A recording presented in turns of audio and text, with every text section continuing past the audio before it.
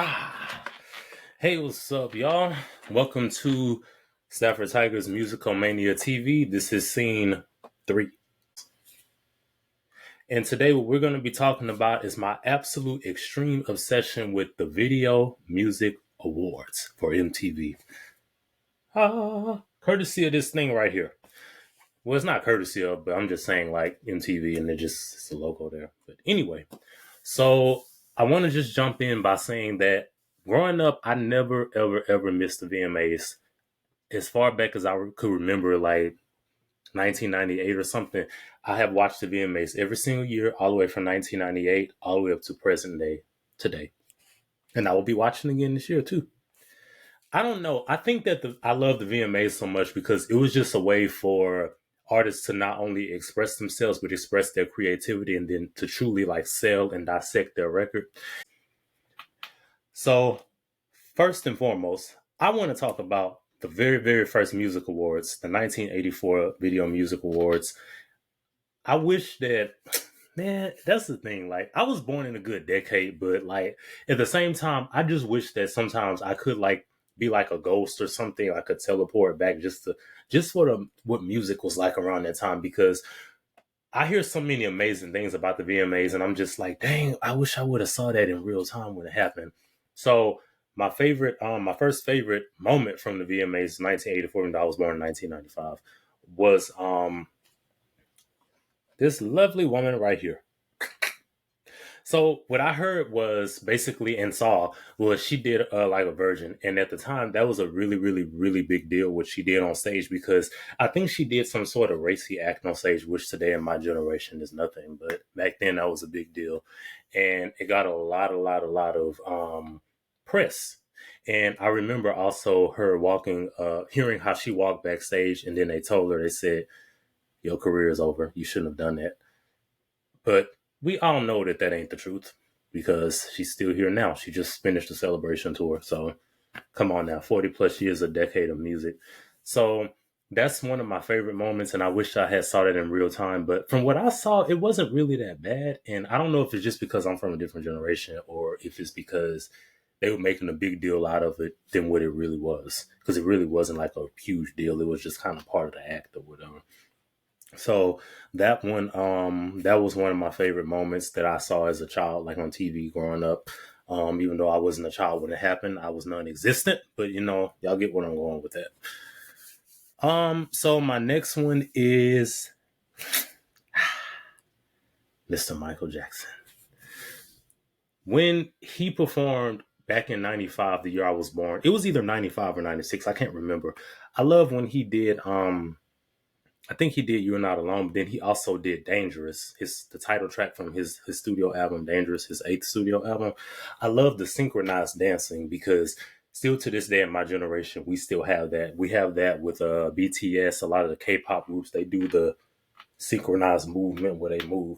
They got that from Michael. Well, I'm not going to say they got it from them. Let me take that back. But that was inspired by Michael Jackson. I do know that because that was the first time I had ever saw something like that. And I thought it was just like the most incredible thing in the world. And I remember how he was walking, the way she looked at me. There was something different about this girl. The way she moved, her hair, her face, her lines, the liberty in motion. As she stalked the room, I could feel the aura of her presence. Every hurried turn, passionate lust. The girl is persuasive, the girl I could not trust. The girl is bad. The girl is dangerous. I love that. I thought he was like,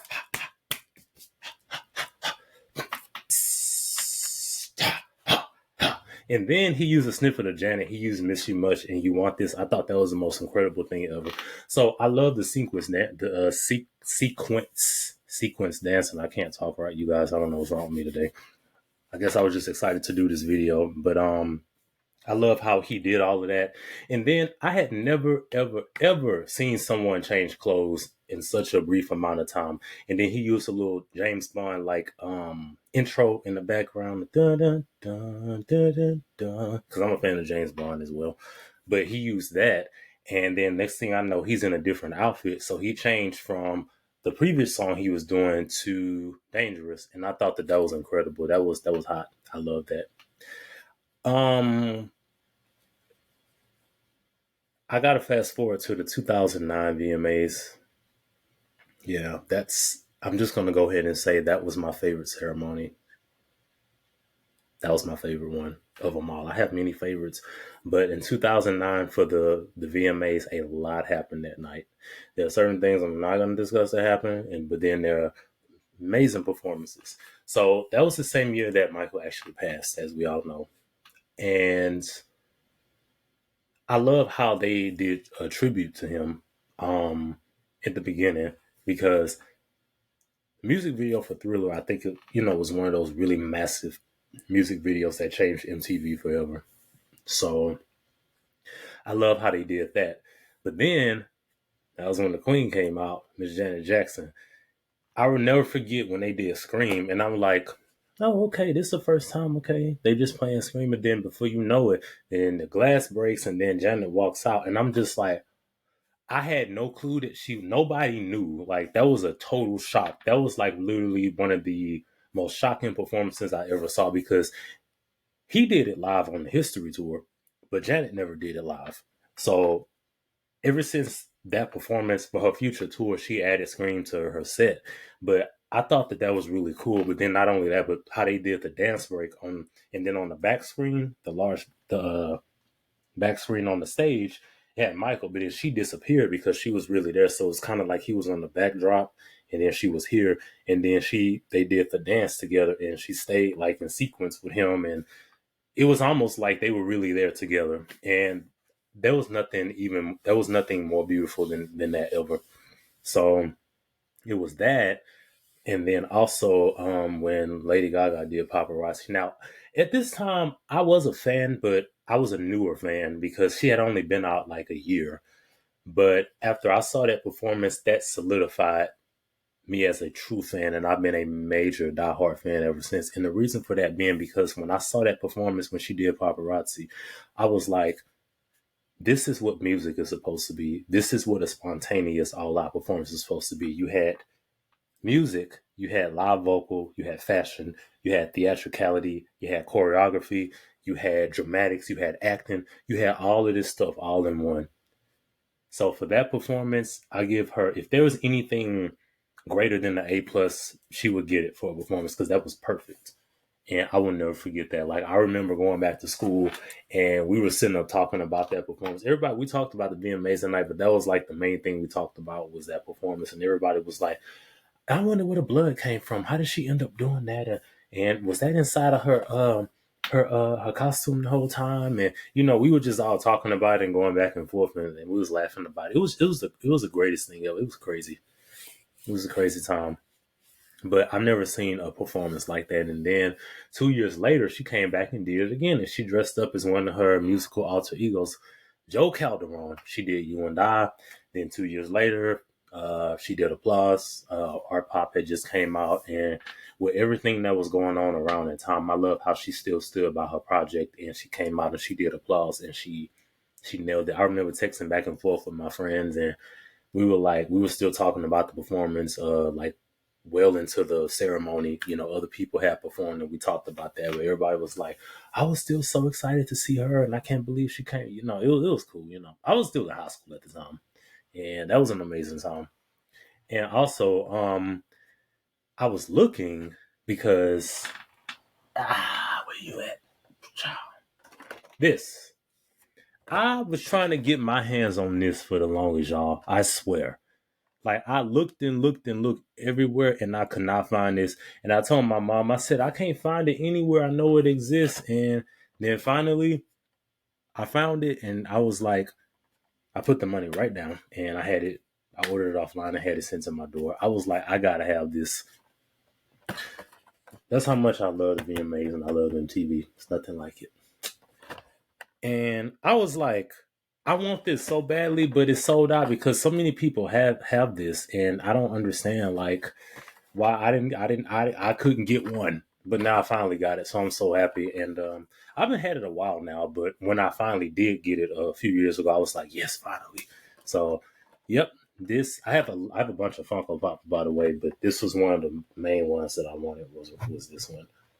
So yeah. So yeah, that's that. Yeah.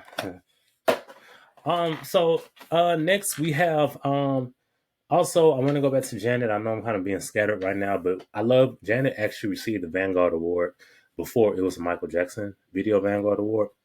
And I love that because all of her work that she did on the Control album and the Rhythm Nation album and all the choreography and stuff she did, well worth it. So that's another moment I wish I missed out on because I wasn't born yet. But it happened in the same decade, so that's close enough, I guess, right? Um, NSYNC. I love NSYNC. And also, they have a song real quickly for anyone that's a fan of Justin Timberlake or NSYNC. They have a song on Justin Timberlake's latest record, Everything I Thought It Was, that I heard very nice. And I also heard they were either I don't know. I can't remember if they were going on the road again or if they were doing a new record or something like that. But whatever it is, I'm here for it. I'm excited because I've always been a fan. So that's that. Um, I remember when they performed on the VMAs and they had the TVs on their head and they were sitting down. Again, classic VMAs performance. That's how a video music award performance is supposed to be done. That's how you do it. So I love that. And it ain't nothing like it. I ain't forgot it since. Yeah. Love those dudes. Amazing. Another one is now we're gonna talk about this. I love animals, I love nature, but there are some things I'm terrified of. And when Britney Spears did I'm a Slave for You and she had the snake, I was like, brave little girl. And I don't know, I was calling her little girl because I was little at the time too. I was like 4 or 5 years old. But I was like, that's a brave woman because I don't know. Even to this day, I don't know if I could do that. But that was brave. But that was another amazing ceremony because we had. No, I thought I let it fly in here. I had took some trash out the backyard. I thought I had saw something. Anyway, yeah. So the snake that was crazy, but I was like, all heads up. And also, speaking of Funko Pops, they do have a Funko Pop of that I don't have yet, but I will be getting that one in the future at some point. So that happened, but then NSYNC also performed again. They performed one of my favorite songs, which was off their record Celebrity, which was Pop. And then before I know it, here comes Michael. I had no clue. I told like y'all, I literally peed my Spider-Man underwear sitting in my grandmother's den. I'm from the South, so we call it a den. You know, that's where we go and lounge, hang out and stuff. I literally peed my Spider-Man underwear in the den watching this because I didn't expect for Michael to come out. And I was like, look, y'all, look. I remember being 4 or 5 years old seeing that. It was crazy because I didn't expect that. And I still remember that moment when he came out. Just like boom, boom. And he walked out and stuff. I said, that's crazy. I said, so I'll never forget that. NSYNC and Michael Jackson on stage at the same time. I'll never forget that. I know. Yeah, I just said that and I said it again. Yeah, I know. Because I won't forget it, you know. But, yeah, the VMAs was a time to be dramatic, to be extra, to be whatever. And if I had to tell you guys like my favorite like ceremonies over the years, the course of the years, my favorite VMAs is 98, 2001, 2009, and 2020. And let me tell y'all why 2020 was my favorite VMAs ever. Besides 2009, my second favorite, 2020 is my second favorite, is because first of all, I love the fact that even though we had the pandemic, we still had the VMAs. And but what I loved was it was a way for the different artists to showcase their talent. Not only their talent, because we all knew everyone that performed that year was talented, but it was to. I love how everyone got their own stage. Every artist wasn't necessarily sharing the same exact stage. Like this artist come on perform, then they go out, and this artist, everyone had their own set. Like the Black Eyed Peas, their set looked different from the Weeknd set, which looked different from Lady Gaga's set, which looked different from, and so on. Everyone had their own world, basically. So it was kind of like you were being invited into different artists' world, different artists' platform, different artists' atmosphere, and you were able to see their performances and just feel them So I love that because honestly, that year, that was the first year I was feeling everybody's performance. Like that was the first year I literally was like, I felt everybody. Like I because you were able to connect with them because they had their own personal stage. So I thought that was cool. So everybody did a good job that year. And I'll never forget that either. I wish, you know what? I wish there was some way I could like get every like VMA award ceremony like on DVD or like digital or something, just like have it archived and I could just watch it whenever I want. I wonder if I could do that. Probably not, but it'd be cool if I could. Yeah. But yeah, that's my take on the VMAs. Anybody that's a huge fan of MTV, y'all know what I'm talking about. I know that you're with me. I know that you feel me on this, and that you truly have it all all understood. I was looking for a greater word, but understood I think is the best word I can come up with right now. But yeah, MTV, I love it. There's nothing like it, and anybody else that loves music and that watches music videos know what I'm talking about. So that's that. And I will see you guys in the next scene. And remember, before you click off, don't forget to go out into the world and be a lifetime. Don't be a moment, okay? Be a lifetime. Be forever. All right. So thank you for seeing 3. And I will see you guys next time. And I will talk to you next time, okay? Much love.